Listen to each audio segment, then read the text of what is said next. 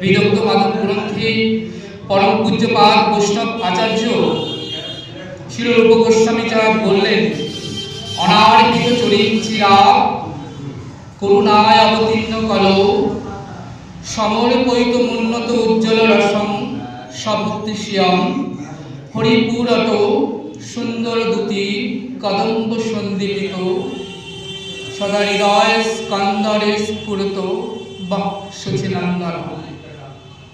আমি সেই গৌর সুন্দরের বন্দনা করি, যে গৌর সুন্দর এই ধন্য কলিতে আমাদের কাছে সেই অনার্পিত ধন, যে ধন হরিনাম সংকীর্তন, তিনি করুণা করে এসেছেন দেবার জন্য।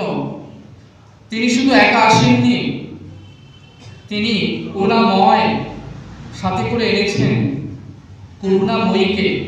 করুণাময়ীকে এনে শ্রীধাম নবদ্বীপে অবতীর্ণ হয়েছেন সেই বিশ্বভানু দুলারী রাজনন্দিনী ভাবাবেশে।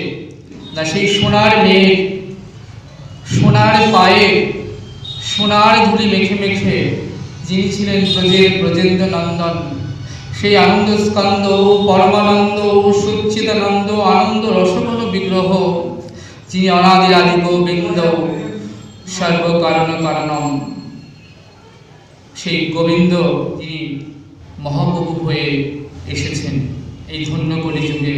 কলিযুগের দুঃখ দুর্দশা দেখে আমরা কলিগত জীব, অন্নগত প্রাণ, অধপথে মন, কামনী কাঞ্চনের প্রতি আসক্ত, সর্বত্র অনাচার অবিচার, তাতে করে কলির জীব বড় কাঙাল, তাতে করে কলির জীব বড় দুর্দশাগ্রস্ত, ভজনহীন, সাধনহীন, যোগ্যতাবিহীন।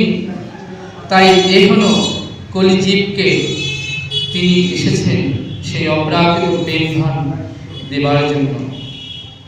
কারণ কলিজীব সে তো সত্য যুগের মতো যোগ সাধন করতে পারবে না, আবার ত্রেতা যুগের মতো যাগ যজ্ঞাদিও করতে পারবে না, আবার দাপরে না পরিচর্যায়া দাপর যুগের যে পরিচর্যা সেটাও করতে পারবে না।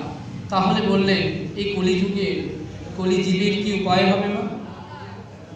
না, মহাপ্রভু বললেন কলৌ নাস্তব নাস্তব নাস্তব গতির অন্যথা।